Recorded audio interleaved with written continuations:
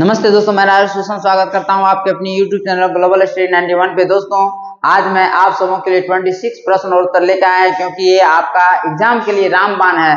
क्योंकि इसमें अगर आप नहीं देख पाए दोस्तों तो समझ लीजिए आपका एग्जाम में प्रॉब्लम आ सकता है। क्योंकि मैं आप सबों के लिए 1 घंटा नहीं, 2 घंटा नहीं, 8 घंटा मेहनत करके 26 प्रश्न और उत्तर लेकर आए हैं। क्योंकि अगर इसमें आप स्किप कर दिए या आप इस प्रश्न और उत्तर को देखने के लिए छोड़ दिए तो दोस्त आपका एग्जाम में ये समस्या बन के आ सकता है। क्योंकि जब आपका एग्जाम होगा और आप उस प्रश्न और उत्तर को छोड़ के आएंगे और ये मेरा या आपका इस वीडियो में प्रश्न और उत्तर उपलब्ध रहेगा, उस समय आपको इतना ज्यादा पछतावा होगा शायद आप भूल नहीं पाइएगा इस बात को।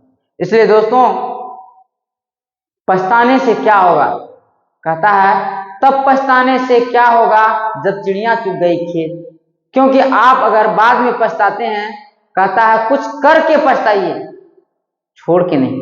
इसलिए दोस्तों आज आपको इस वीडियो देख करके खुश रहना है और देख करके आप कभी लाइफ में पछताइएगा नहीं। इसलिए दोस्तों स्किप नहीं करना है, क्योंकि बने रहना अंत तक। आज 26 प्रश्न और उत्तर लेकर आए जो आपका ये जो आने वाला एग्जाम है, रेलवे, एसएससी, जीडी, सीएचएसएल,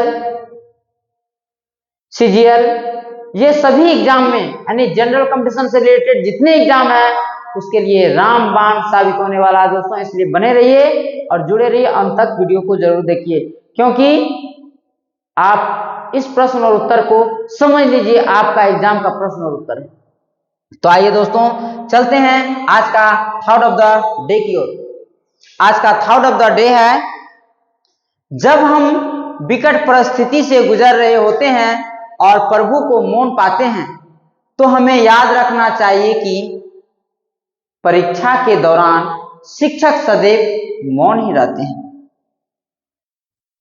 तो दोस्तों आइए देर न करते हुए चलते हैं आज का प्रश्न संख्या फर्स्ट की ओर। और आज का पहला प्रश्न है दोस्तों आप सबों के लिए, हड़प्पा सभ्यता के लोग किसे काला धातु कहते हैं। आपका ऑप्शन है दोस्तों ए सोना, बी चांदी, सी तांबा, डी लोहा। आपका सही उत्तर है दोस्तों ऑप्शन डी लोहे।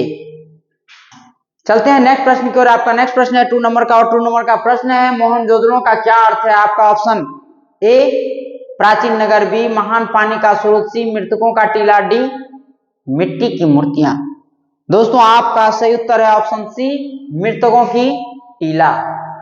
चलते हैं नेक्स्ट प्रश्न में। आपका नेक्स्ट प्रश्न है 3 नंबर का, और 3 नंबर का प्रश्न है दोस्तों वैदिक साहित्य में राजसूय यज्ञ का मुख्य उद्देश्य क्या था। आपका ऑप्शन ए राज का विस्तार, बी राजा का राज अभिषेक, सी नए क्षेत्र की विजय, डी धार्मिक बलिदान। आपका सही उत्तर है दोस्तों ऑप्शन बी राजा का राज अभिषेक। आपका नेक्स्ट प्रश्न है 4 नंबर का, और 4 नंबर का प्रश्न है निम्नलिखित में से कौन सा ग्रंथ प्राचीन भारतीय राजनीति का महत्वपूर्ण स्रोत है। आपका option A Mahabharata, B Ramayana, C Arthashastra, D Rigveda. दोस्तों आपका सही उत्तर है ऑप्शन सी अर्थशास्त्र। क्योंकि पूरा दुनिया में जितने भी देश चलते हैं, दुनिया चलते हैं अभी का दौर में मनी पे, और मनी अर्थशास्त्र पे डिपेंड है दोस्तों। इसलिए आपको पता है मनी है तो हनी है, इसलिए थोड़ा सा आपको भी ध्यान देना है अर्थशास्त्र की ओर। चलते हैं दोस्तों नेक्स्ट प्रश्न 5 नंबर का प्रश्न, और 5 नंबर का प्रश्न है मौर्य साम्राज्य के शासकों में से किसने धर्म महामात्र की नियुक्ति की। आपका ऑप्शन है ए चंद्रगुप्त मौर्य, बी अशोक, सी बिंदुसार, डी बृहदस्थ। आपका सही उत्तर है दोस्तों ऑप्शन बी अशोक। आपका 6 नंबर का प्रश्न है किस प्राचीन भारतीय ग्रंथ में सप्त सिंधु का उल्लेख मिलता है। आपका option A Ayurveda, B Samaveda, C Rigveda, D Atharvaveda. दोस्तों आपका सही उत्तर है ऑप्शन सी ऋग्वेद। आपका नेक्स्ट प्रश्न है 7 नंबर का, और 7 नंबर का प्रश्न है हड़प्पा सभ्यता का प्रमुख बंदरगाह कौन सा था? आपका option A Lothal, B Kalibangan, C Chanhudaro, D Harappa. आपका सही उत्तर है दोस्तों ऑप्शन ए लोथल।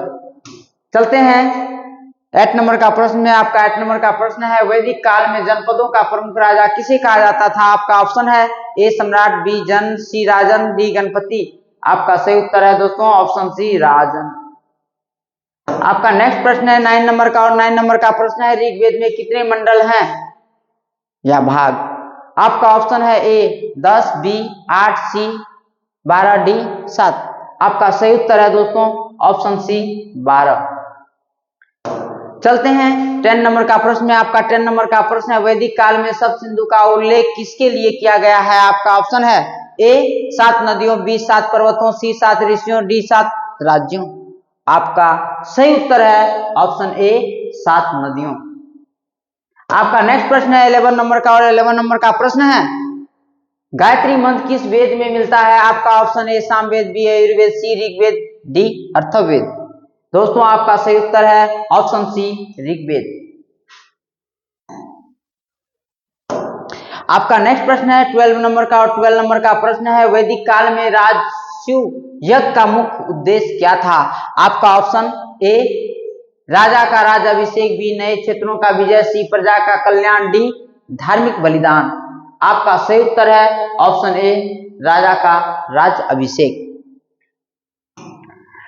आपका नेक्स्ट प्रश्न है 13 नंबर का, और 13 नंबर का प्रश्न है वैदिक काल के कौन से ग्रंथ को भारतीय संगीत का स्रोत कहा जाता है? आपका option A Rigveda, B Samaveda, C Ayurveda, D Atharvaveda. आपका सही उत्तर है ऑप्शन बी सामवेद।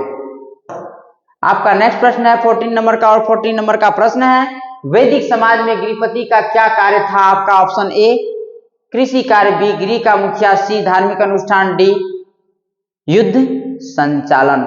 आपका सही उत्तर है दोस्तों ऑप्शन बी गृह का मुखिया।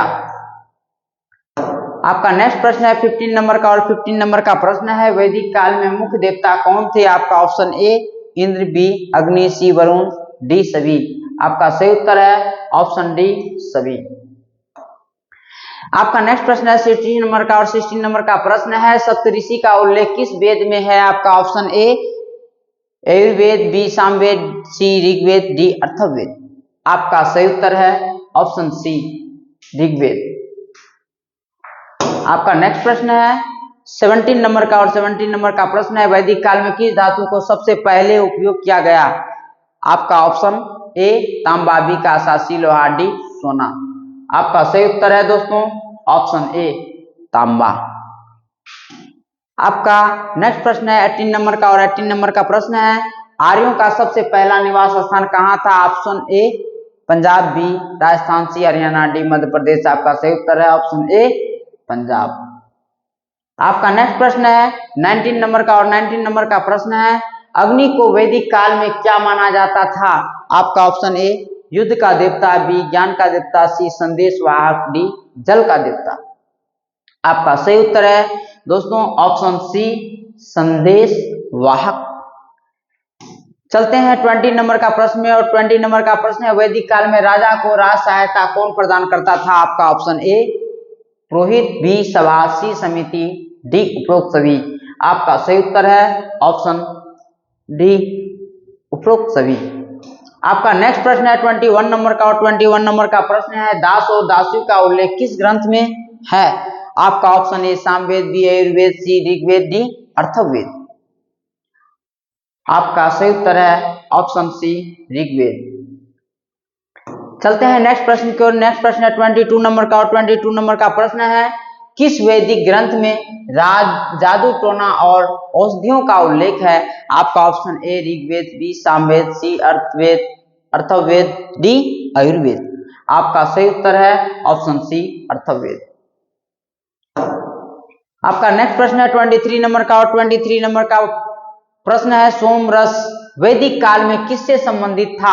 आपका ऑप्शन ए एक राजा का एक प्रकार का भोजन, ऑप्शन बी एक धार्मिक पेय, सी एक औषधि, डी एक देवता। आपका सही उत्तर है ऑप्शन सी, एक औषधि। चलते हैं नेक्स्ट प्रश्न की ओर। आपका नेक्स्ट प्रश्न है 24 नंबर का, और 24 नंबर का प्रश्न है जैन धर्म के संस्थापक कौन माने जाते हैं? आपका option A Mahavir Swami, B Rishabhdev, C Gautam Buddha, D Vardhaman. आपका सही उत्तर है ऑप्शन बी ऋषभदेव।